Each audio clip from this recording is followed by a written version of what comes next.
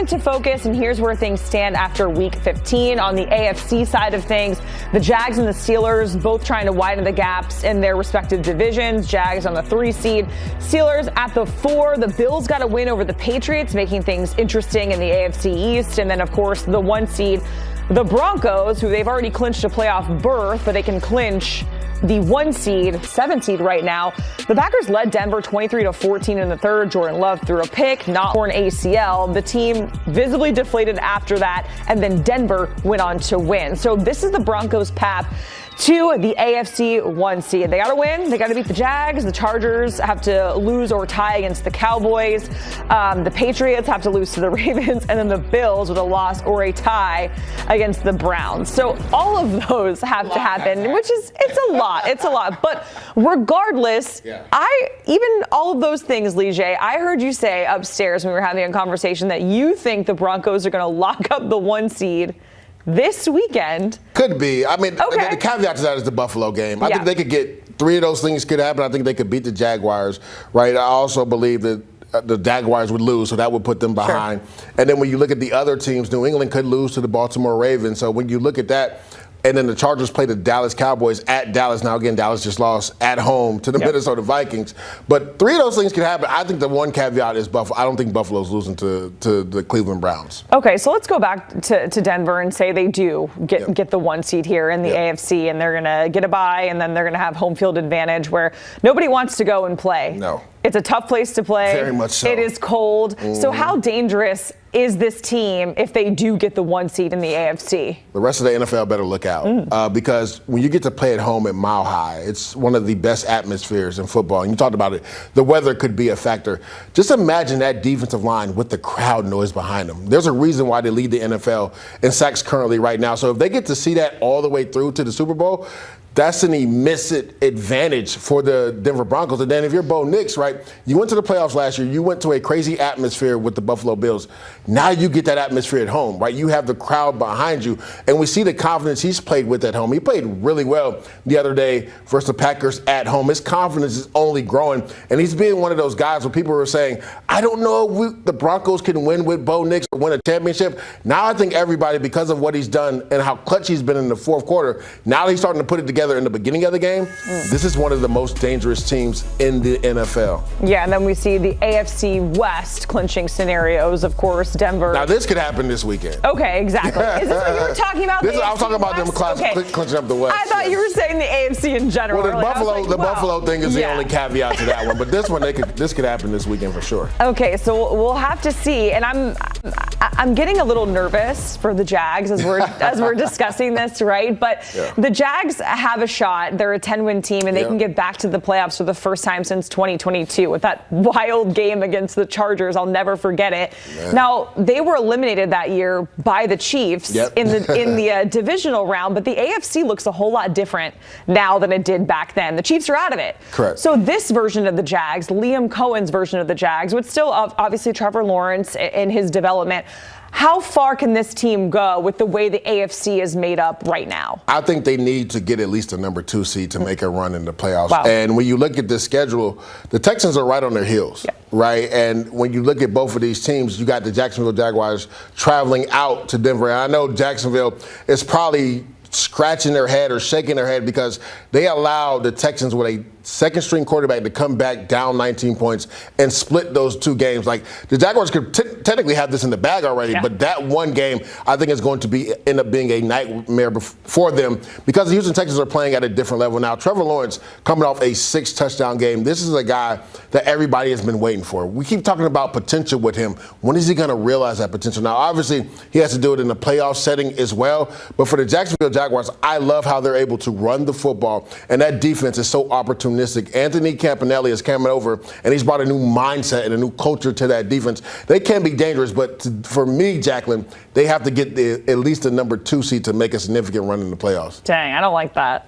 I mean, and we'll learn a lot about them this week because this could be a playoff matchup in a divisional round, right? Them and the Denver Broncos. So we'll learn a lot about the Jacksonville Jaguars on the road in a hostile environment versus a really good team. All right, let's talk about the Bills and the Patriots because the Bills certainly made things interesting. They did. Beating the Patriots. So technically the AFC is still up for grabs here. Both of these teams can clinch playoff scenarios here if this weekend. So who do you think is primed for a bigger run? Is it New England or is it the Bills and the way they've been playing lately? It's hard to go against the Bills and how they've been playing. The interesting thing is New England just has to win those last two games versus Miami and the Jets. Even if they lose to the Ravens, they still own the divisional head-to-head over the Buffalo Bills because Buffalo lost to Miami earlier this year, and you look at the schedule right there. So even if they lose to the Ravens, as long as they beat the Jets and the Dolphins, they're AFC East crowns, which means a team would have to travel to them, and Buffalo would have to start on the road. So that's the only thing. With Buffalo's experience, you would lean on them being able to make a run. I still think if New England gets the home field advantage, they'll go farther than Buffalo will. Okay, and we saw the Eagles still there on the Bills' schedule. So let's talk about the Eagles in that division because they could be the first back-to-back division winners since this team did it, in like 04? Forever ago. Yeah, literally over 2 decades ago almost. Yeah. But still, people have concerns about this offense. We've heard Eagles fans, calling to fire their OC. So how concerned are you, even though they could be leading the division after that and then beyond that with the way that this offense has looked throughout the season? I mean, the Cowboys had every chance, Jacqueline, to put all the pressure the Eagles, and they didn't do it. Right now, the Eagles have to fall off a cliff. They essentially have to lose all 3 of these games, and the Cowboys have to win out. Adversely, if the Cowboys had won this last week, all they needed them to do was split one of the games with the Commanders, and then the Cowboys could have been NFC East champs. But you love how they bounce back now, albeit, and I always say asterisk, albeit, because the Raiders always seem to be a light landing spot for every team that's trying to get back on track on offense. And that's what we saw last week for the Eagles. So are we going to see that team going forward where they're able to push the ball down the field efficiently? Now, Saquon Barkley still didn't run the ball that well, and I think that's the biggest concern for this team. Can they consistently run the ball? Because that is what spearheaded them on that run to get to a Super Bowl. But right now, I don't think they're in danger of losing the NFC East because the Cowboys have faltered down the stretch these last couple games. Yeah, I mean, Brandon Aubrey, what happened to him on Monday night? Man, 2 missed field goals? You don't expect that from him. Not at all. I expect him to be able to hit like a 70-yarder. Was he on your fantasy? Yeah, he was. Okay. Can you tell? I felt like there was some dissension there a little bit. He is my kicker in fantasy, yes. Let's go to the NFC North because we have the Bears currently leading the division, and then the Packers, who it really feels like a couple of plays in that matchup with the Broncos just kind of changed the trajectory of their season, currently sitting as a 7 seed right now in the NFC. So how do you think it all shakes out when it's all said and done? I mean, the NFC's a gauntlet, right? You're towards the top of the NFC 1 week. The next week, you're all the way at the 7th seed. And right now, when you look at it, the Packers got hit with the injury bug in the worst way at the wrong time. You talked about a couple plays going their way. If an injury is it's a chest injury, we'll see if he'll be able to go on this short week. Remember, they play on Saturday versus Chicago Bears. I just think right now, when you look at their schedule, it's a gauntlet coming down the stretch. It's going to be tough for them to win the NFC North. Adversely, kudos to Ben Johnson and what he's done with this Bears team because, I mean, people were wondering, could this be sustainable? Them running the ball like they're running them. The way they're able to turn people over, is that sustainable? Jacqueline, they keep doing it every single week, and now they have an opportunity to really solidify their season this week versus the Green Bay Packers and get that lead in that division at home versus the Green Bay Packers and solidify the NFC North crown. They won't win it if they win, but it gives them a leg up in winning that division. Kudos to the Bears. I think they end up winning this division. Yeah, and they started out, 0-2? Yeah. It's crazy to think about. A lot of question marks early in the season, man. Is Ben Johnson the right guy? Nobody's asking those questions right now. They certainly are not.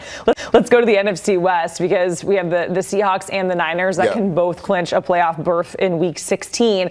I'm impressed with the Niners because, man, they had so many injuries, and here they are still in the mix. And I know Seattle, that's a team that you picked early on to go really, really far.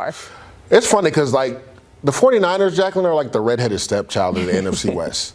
They're right there on the heels of the Rams and the Seahawks, but nobody talks about them. No. Right? They're literally 1 game back, but nobody. It's they're like that middle child that nobody talks about right now. And kudos to Kyle Shanahan because you talked about it with all the injuries they endured. Kittle missing a good portion, Purdy missing a good portion. Right? You lose your 2 best defensive players, and yet you're knocking on the door of getting into the playoffs and even still competing for the NFC West crown. And the Seattle Seahawks, the biggest question when it comes to them, you know it's coming, Jacqueline. what Sam Darnold are we going to see in December? And he gets to prove that this week versus the LA Rams. Remember, in that head-to-head matchup earlier versus the Rams, 4 interceptions. You can't do that and expect to win a divisional crown. So he has to have a bounce-back big game. And when you look at that game last week versus the Colts, right, they stalled out in the red zone. You got to finish in the red zone with touchdowns. You can't settle for field goals. Luckily for them, they got one of the best kickers in the league, and Jason Myers. But for the Seattle Seahawks, I think the biggest question for them, what Sam Darnold are we going to see down the stretch? Yeah, and people were questioning, his NFL future down the stretch last season, and he's come back and looked great so far. I will say this, because of the injuries to the Rams, I got the Seattle Seahawks winning this division.